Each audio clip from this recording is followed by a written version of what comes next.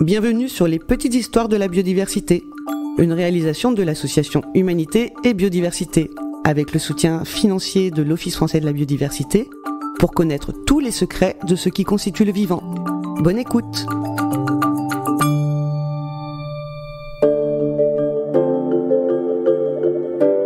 Aujourd'hui, dans notre série « La saga des gaz », nous allons parler de l'arrivée de l'oxygène sur notre planète.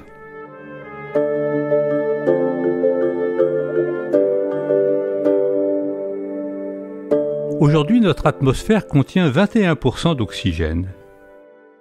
Tous les animaux en ont besoin pour vivre. Ils le captent dans l'eau, à travers leur peau, comme chez les grenouilles, ou grâce à des branchies, comme chez les poissons.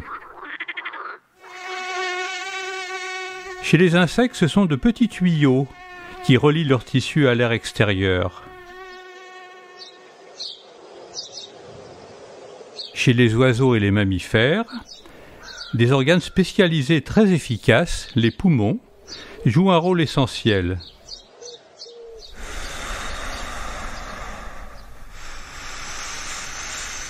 Ainsi, un poumon humain a une surface d'échange de 100 mètres carrés, c'est-à-dire 50 fois la surface de notre peau. Cet oxygène, il en faut un peu, mais pas trop. Notre espèce se sent bien dans une fourchette allant de 17 à 50% d'oxygène dans l'atmosphère.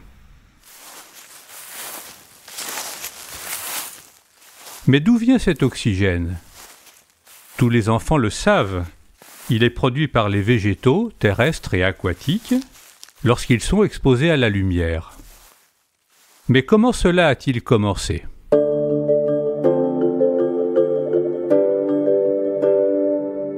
En fait, lorsque notre planète s'est formée, il y a 4,5 milliards d'années, son atmosphère ne contenait absolument pas d'oxygène. On n'y trouvait que de la vapeur d'eau, de l'azote et beaucoup de gaz carbonique. Les premiers êtres vivants, apparus il y a 3,5 milliards d'années, devaient donc vivre dans des milieux dépourvus d'oxygène. Ils puisaient leur énergie dans des molécules riches en hydrogène, comme l'hydrogène sulfuré. D'autres utilisaient le gaz carbonique et produisaient du méthane. On le sait, ce méthane est un gaz qui contribue beaucoup aujourd'hui à l'effet de serre, et cette production de méthane a certainement dû contribuer à conserver une atmosphère très chaude pendant longtemps sur notre planète.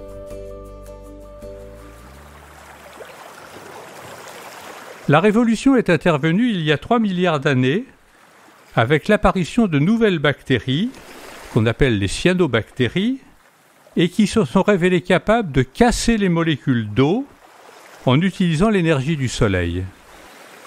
Elles captent cette énergie grâce à des pigments dont vous connaissez le nom, qu'on appelle les chlorophylles.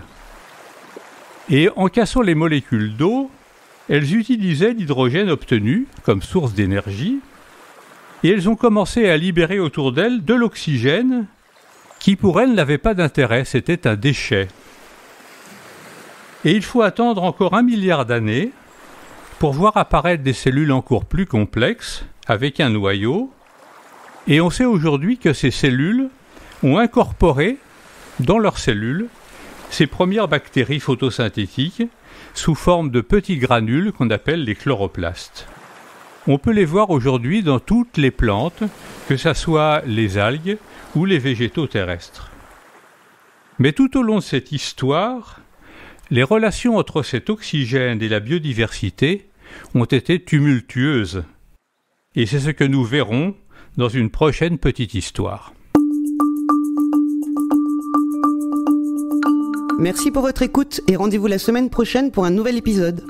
Retrouvez les petites histoires de la biodiversité sur toutes les plateformes de podcast et rejoignez-nous sur les réseaux sociaux indiqués dans la description. Si vous avez aimé ce podcast, offrez-lui 5 étoiles sur votre plateforme d'écoute avec un commentaire. Et pour tout savoir sur les actions de notre association, pour agir et nous rejoindre, rendez-vous sur humanité-biodiversité.fr. À bientôt!